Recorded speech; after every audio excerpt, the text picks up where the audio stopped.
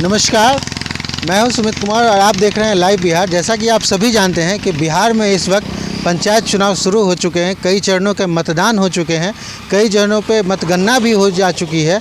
ऐसे में इस बार लाइव बिहार की टीम आई है मधुबनी ज़िले में और इस वक्त हम हैं मधुबनी ज़िले के मधवापुर प्रखंड में और इस वक्त हम हैं ग्राम पंचायत राज मधवापुर के एक सरपंच के प्रत्याशी हैं गणेश शाह। आइए जानते हैं और मिलते हैं उनसे, क्या कुछ है उनका राय और क्या कुछ है उनका विज़न इस क्षेत्र के लिए, यहाँ के लोगों के लिए। आइए मिलते हैं सीधे उनसे और जानते हैं उनकी ज़ुबानी क्या कुछ है उनका कहना इस क्षेत्र के लोगों के बारे में। सर नमस्कार। नमस्कार। सबसे पहले आप अपना नाम और परिचय बता दें। मेरा नाम सबसे पहले सभी मीडिया बंधु को बहुत ही अभिनंदन, बहुत ही स्वागत। चूँकि आप ऐसा ज़रूरत समझे हैं कि ग्राम पंचायत चुनाव में भी एक पंचायत स्तर के लोगों को भी आप प्रामुख्यता दी है और उनके से आप मुखातिब हो रहे हैं, इसके लिए आपको धन्यवाद, पूरी टीम को धन्यवाद। और मेरा नाम गणेश शाह, मैं मधवापुर ग्राम पंचायत से ग्राम कचहरी से सरपंच पद से अपना उम्मीदवारी दे रहा हूँ। जैसा कि आपने बताया कि आप पहले आप अपना नाम और परिचय बताइए। सबसे पहले आपको धन्यवाद, नमस्कार। मेरा नाम गणेश शाह, मधवापुर ग्राम पंचायत से मधवापुर ग्राम कचहरी से सरपंच पद से अपना उम्मीदवारी दे रहा हूँ। अब तक मैं जो समाज को सेवा करते आ रहा हूँ वो एक समाज सेवा के रूप में है, जनप्रतिनिधि के रूप में नहीं है। जनप्रतिनिधि नहीं होने के कारण वो शक्ति और वो ताकत नहीं मिल पाता है जो मैंने देखा, जिस कारण से मुझे लगा कि अगर मैं सच्चे ढंग से समाज को सेवा करना चाहता हूँ तो मुझे जनप्रतिनिधि बन के ही चुनाव लड़के और जीत के मैं समाज को बेहतर सेवा कर सकता हूँ, इसलिए मुझे इस चुनाव में आना पड़ा। सर, अगर आप चुनकर जनप्रतिनिधि के तौर पे अगले 5 सालों के लिए आते हैं पंचायत चुनाव के माध्यम से, तो आपकी प्राथमिकताएं क्या होंगी? सरपंच की क्या प्राथमिकताएं होती हैं, ये बताइए सबसे पहले आप। सबसे पहले मैं सरपंच पद पे आया हूँ इसलिए कि मधवापुर ग्राम कचहरी में जो सरपंच अपना दायित्व को निर्वहन करना चाहिए था वो नहीं कर पाया। बहुत सारा खामियाँ, बहुत सारा गलतियाँ, बहुत सारा भ्रष्टाचार जैसी शिकायत सुनने और देखने को मिला था, जिस कारण नहीं चाह के भी मैं सरपंच पद से अपना उम्मीदवारी दिया हूँ। इससे पूर्व में भी मैं सरपंच पद से उम्मीदवारी दिया था और समाज में बहुत सारी सामाजिक काम हैं जिसे मैं समय समय पर करते आ रहा हूँ। तो मुझे लगा कि जब समाज को सेवा ही कर रहा हूँ तो बेहतर से बेहतर और अपना काम कर सकूँ और समाज को सेवा दे सकूँ। इस कारण मैं पुनः मधवापुर ग्राम पंचायत से मधवापुर ग्राम कचहरी के लिए अपना उम्मीदवारी दिया हूँ।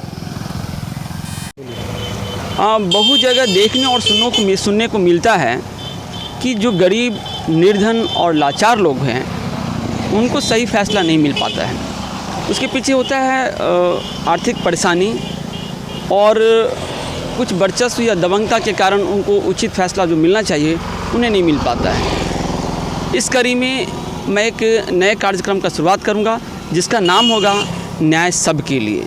वैसे लाचार और निर्धन लोगों के लिए मैं ग्राम कचहरी में एक नए कार्यक्रम का शुरुआत करूंगा जिसका नाम होगा न्याय सबके लिए।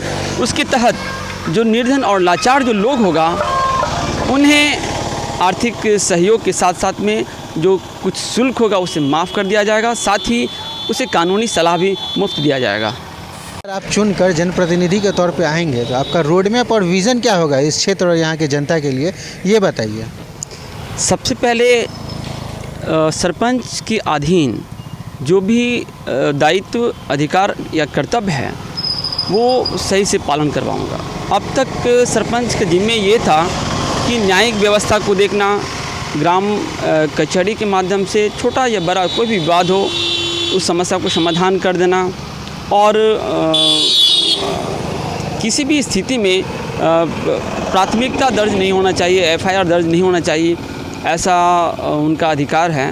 परंतु अब तक देखने को जो मिला है मधवापुर ग्राम कचहरी में इस तरह का बात से कोसों दूर था। जिस कारण मैं आया हूँ और मेरे कई विज़न हैं जिसके तहत मैं अगर सरपंच बन के आऊँगा तो उस पर मैं काम करूँगा और अपने जनता को सेवा दूँगा। बोलें? कोई एक पॉइंट और बोलना चाहते हैं? हाँ, अब सरपंच के अधिकार और पावर कुछ बढ़ा दिया गया है। अब ऐसा सुनने को मिला है कि सरपंच अब विकास की भी काम करेगी और ग्राम कचहरी के साथ साथ ग्राम में विकास की योजना को भी वो लागू कर सकते हैं। अगर ऐसा मुझे अधिकार मिला तो मैं न्याय के साथ साथ विकास का भी काम बखूबी से निर्वहन करूँगा।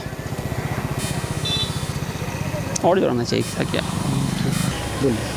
मैं अगर सरपंच बनूंगा तो सबसे पहला मेरा यह प्राथमिकता होगा कि मधवापुर ग्राम कचहरी में मैं जनता दरबार का आयोजन करवाऊंगा।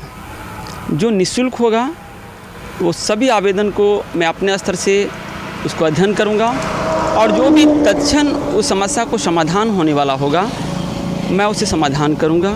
और कुछ समस्या या कुछ समाधान जो मेरे पास नहीं होगा वो संबंधित विभाग या संबंधित पदाधिकारी के माध्यम से अगर होना होगा तो मैं समस्या को समाधान करके अपने जनता को सेवा दूंगा।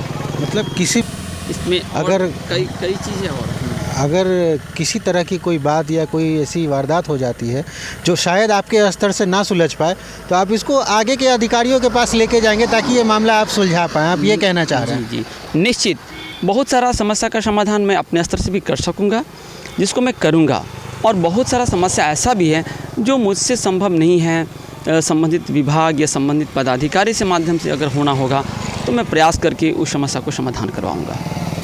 मैं यह काम करूंगा चूँकि ग्राम कचहरी सप्ताह में एक दिन ही लगता है, लेकिन लोगों को ज़रूरत और आवश्यकता हमेशा होता है।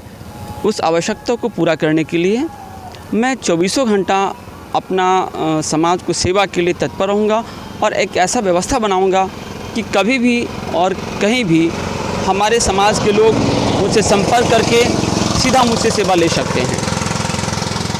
एक अंतिम बात और करना चाहूँगा, क्योंकि जो अभिभावक होता है, जो वृद्ध लोग होता है, उनको सही सम्मान ना अपने घर में मिल पाता है और ना बाहर मिल पाता है। उसके लिए मैं एक और नए कार्यक्रम का शुरुआत करूंगा जिसका नाम होगा वृद्ध सम्मान कार्यक्रम। उस कार्यक्रम के तहत प्रत्येक वार्ड में जो सबसे वृद्ध व्यक्ति होगा उनको उचित सम्मान या उनको उचित पुरस्कार या उनको उचित आर्थिक सहयोग देके उनको सम्मान करके या एक दिन के लिए उन्हें अपने सरपंच के जगह पर उनको बैठा के ऐसा उनको भी लगे कि नहीं इस समाज में मुझे भी कुछ सम्मान या मुझे भी कोई जानने के लिए कुछ लोग हैं, ऐसा मैं उनको सम्मान देने के लिए कोशिश करूंगा जिसका नाम होगा वृद्ध सम्मान कार्यक्रम। जैसा कि आपने देखा और सुना, ये थे सरपंच पद के भावी उम्मीदवार गणेश शाह जी, जो किसी परिचय का मोहताज नहीं है मधवापुर क्षेत्र में। बावजूद इसके समाज सेवा करने के लिए इतना जुझारूपन है कि अब इसको इलेक्शन के रूप में जीत कर एक जनप्रतिनिधि के तौर पे आप समाज सेवा करने का इच्छा जाहिर किए हैं और इस बार आपके बीच में हैं। बने रहिए लाइव बिहार के साथ। मैं सुमित कुमार, फिलहाल मुझे दीजिए इजाज़त। लाइव बिहार यूट्यूब पर सब्सक्राइब और फेसबुक पर लाइक ज़रूर करें।